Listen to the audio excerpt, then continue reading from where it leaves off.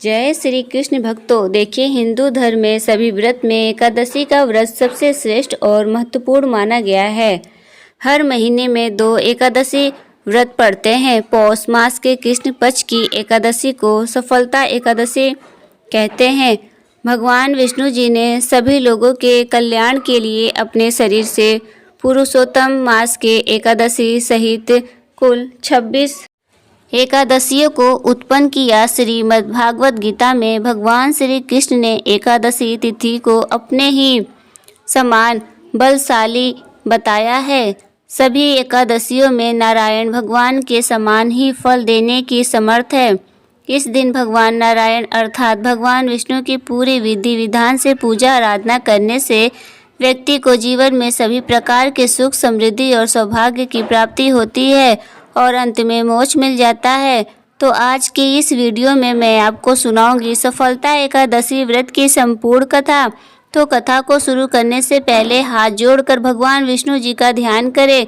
जो भी भक्त सच्चे मन से इस दिन व्रत का कथा सुनता है और सुनाता है तो उसे भी व्रत जितने पूर्ण की है प्राप्ति होती है। कथा सुनने के बाद कमेंट बॉक्स में जय श्री हरि विष्णु जरूर लिखिएगा। देखिए, महाभारत काल के समय धर्मराज युधिष्ठिर को भगवान श्री कृष्ण जी अपने श्री मुख से सभी एकादशी व्रत का महात्म्य सुनते रहते हैं। इसी प्रसंग के मोक्षदा एकादशी व्रत का महात्म्य सुनने के बाद एक समय धर्मराज युधिष्ठिर ने भगवान श्री कृष्ण से पूछा, है कमल नयन, मोक्षदा एकादशी की व्रत कथा सुनकर मेरा जीवन तो धन्य हो गया है। हे मधुसूदन, अब आप पौष मास के कृष्ण पक्ष की एकादशी की महिमा बताने की भी कृपा करें। उस एकादशी का क्या नाम है, उस दिन किस देवता की पूजा होती है और उसके व्रत का विधान क्या है। हे कृपा निधान, मुझ पर कृपा करते हुए आप सब यह मुझे विस्तार पूर्वक बताएं। धर्मराज की जिज्ञासा सुनकर भगवान श्री कृष्ण उसे कहते हैं कि हे कुंती पुत्र, तुम्हारे प्रेम के कारण मैं तुम्हारे प्रश्नों का विस्तार सहित उत्तर देता हूँ। अब तुम इस एकादशी व्रत का महात्म्य सुनो। हे धर्मराज, इस एकादशी के द्वारा भगवान श्री हरि को शीघ्र ही प्रसन्न किया जा सकता है।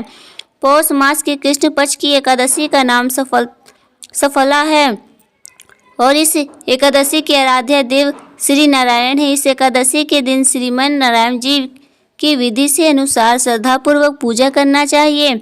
हे धर्मराज, इसे सत्य जानो कि जिस तरह नागों ने शेष नाग, पक्षियों में गरुड़, ग्रहों में सूर्य, चंद्र, यज्ञ, अश्वमेघ और देवताओं में भगवान श्री हरि श्रेष्ठ हैं, ठीक उसी प्रकार सभी व्रतों में एकादशी व्रत सर्वश्रेष्ठ है। हे धर्मराज, एकादशी का व्रत करने वाले व्यक्ति भगवान श्री हरि को अति प्रिय होते हैं। इस एकादशी के नारियल, नैवेद्य आदि अर्पण करके भगवान श्री हरि की पूजा करना चाहिए। ही मनुष्य को 5 सहस्त्र वस्त्र तपस्या करने से जिस पुण्य का फल प्राप्त होता है, वही पुण्य श्रद्धा पूर्वक रात्रि जागरण सहित सफलता एकादशी का उपवास करने से मिल जाता है। हे धर्मराज, अब तुम सफला एकादशी की कथा भी ध्यान पूर्वक सुनो। कथा। प्राचीन समय में पंचावती नगर में महेश्वरवान नाम का एक राजा राज करता था। उसके 4 पुत्र थे और उसका सबसे बड़ा पुत्र, जिसका नाम लूपक था, वह सबसे बड़ा महापापी और दुष्ट था।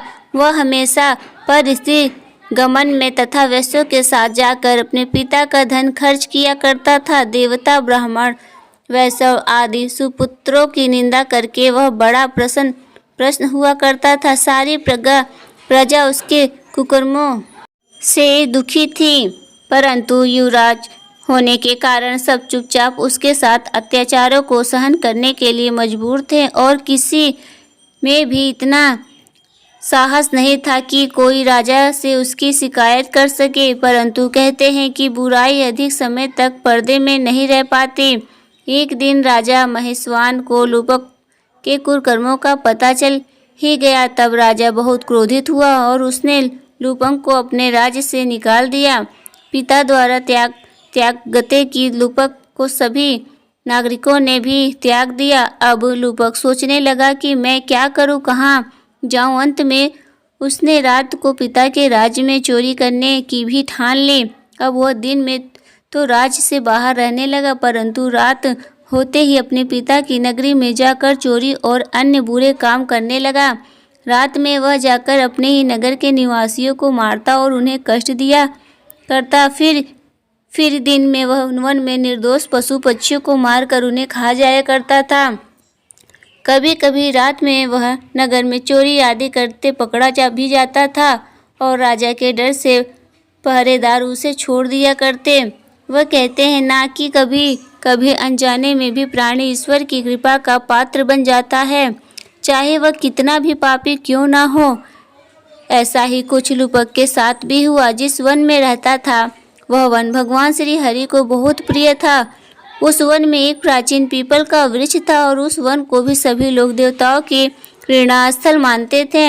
ऐसा मानते थे कि उस वन में सभी देवी देवता वास करते हैं। वन में ठीक उस पीपल के वृक्ष के नीचे महापापी लुपंक रहने लगा। कुछ दिन के बाद पौष मास के कृष्ण पक्ष की 10वीं तिथि के दिन वस्त्रहीन होने के कारण लुपक जेठ ठंड से बेहोश हो गया। ठंड के कारण वह रात भर सो नहीं पाया। उसके हाथ पैर ठंड के मारे अकड़ गए थे। बड़ी मुश्किल से रात बीती, किंतु सुबह सूर्योदय हुआ तभी भी उसको होश नहीं आया। वो यूं का त्यों अकड़ा हुआ पड़ा रहा। सफला एकादशी की दोपहर तक वह पापी मूर्छित होकर ऐसे ही पड़ा रहा। जब सूर्य के तपने से उसे थोड़ी गर्मी मिली तब कहीं जाकर उसे दोपहर में होश आया। अब वो अपनी जगह से उठकर किसी प्रकार चलते हुए वन में भोजन की खोज में घूमने फिरने लगा। उस दिन वह शिकार करने में असमर्थ था, क्योंकि रात भर का भूखा प्यासा और ठंड से अकड़ा हुआ बदन किसी भी प्रकार का शिकार नहीं कर सकता था। तब उसने सोचा कि शायद आज तो मुझे जंगल के फलों से भी गुजारा करना होगा।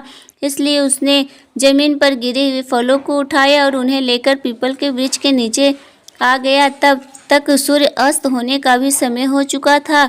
भूखा होने के बाद भी वह उन फलों को नहीं खा सका, क्योंकि कहाँ वह रोज जंगली जानवरों को मारकर उनका मांस खाता था और आज कहाँ उसे खाने के केवल फल ही मिले और उसे फल खाना बिल्कुल भी अच्छा नहीं लगता था। इसलिए उसने उन फलों को उस रात को पीपल की जड़ के पास रख दिया और दुखी होकर कहने लगा, हे प्रभु, यह फल आपको ही अर्पण है।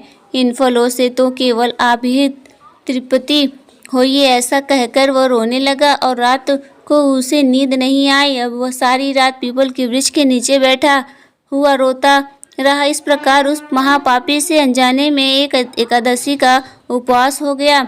उस महापापी के एकादशी उपवास और रात्रि जागरण से भगवान श्री हरि अत्यंत प्रसन्न हुए और उसके सभी पाप नष्ट हो गए।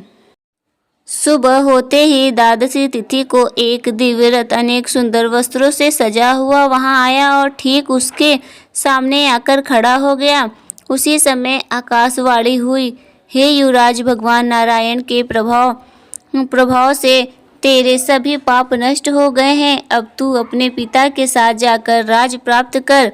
जब यह आकाशवाणी लुपंक में सुनी तो वह बड़ा ही प्रसन्न हुआ और कहने लगा, हे प्रभु, आपकी जय हो। ऐसा कहकर उसने सुंदर वस्त्र धारण किए और फिर अपने पिता के पास गया। पिता के पास जाकर उसने सारी बात अपने पिता को बताई। लुपंक ने अपने पिता से अपने अपराधों के लिए क्षमा मांगी। पिता ने अपने पुत्र के मुंह से जब सारा वृत्तांत सुना तो उसे माफ कर दिया और बड़ी खुशी खुशी अपना सारा राज लुपंक को सौंपकर राजा उसी वन में चला गया। अब लुपंक शासन अनुसार राज करने लगा। उसकी पत्नी, पुत्र आदि भी भगवान श्री हरि के परम भक्त बन गए। वृंदावस्था आने पर वह अपने पुत्र को राज सौंपकर भगवान का भजन करने के लिए उसी वन में चला गया और अंत में परम पद को प्राप्त हुआ। हे धर्मराज, जो मनुष्य श्रद्धा और भक्ति पूर्वक इस सफलता एकादशी का उपवास करते हैं उनके सभी पाप नष्ट हो जाते हैं और अंत में मोक्ष की प्राप्ति होती है। हे धर्मराज, जो मनुष्य सफलता एकादशी के महात्म्य को नहीं समझते उन्हें पूंछ और सींगों के समान पशु की समझना चाहिए। सफला एकादशी के महात्म्य को पढ़ने के अथवा सुनने से प्राणी को रास में यज्ञ समान फल प्राप्त होता है। इस प्रकार कहते हैं कि कोई भी मनुष्य अगर अज्ञानता वश में भी प्रभु का सिमरन एकादशी के दिन कर ले तो उसे पूर्ण फल की प्राप्ति हो जाती है। कहते हैं बड़े से बड़ा पापी भी अगर सच्चे मन से अपने पापों की क्षमा मांगे तो भगवान उसके बड़े से बड़े पापों को भी क्षमा कर देते हैं। जैसे कि लुपक जैसे महापापी के पापों को भगवान श्री हरि ने क्षमा कर दिया था और उसे वैकुंठ को लोक का अधिकारी बना दिया था। तो यह भी सफला एकादशी की कथा। तो बोलिए भगवान विष्णु जी की जय, माता लक्ष्मी जी की जय। उम्मीद करती हूँ कि आज की कथा आपको अच्छी लगी होगी। अगर आज की वीडियो अच्छी लगी है तो वीडियो को लाइक करें, शेयर करें। जल्द ही मिलेंगे एक नई धार्मिक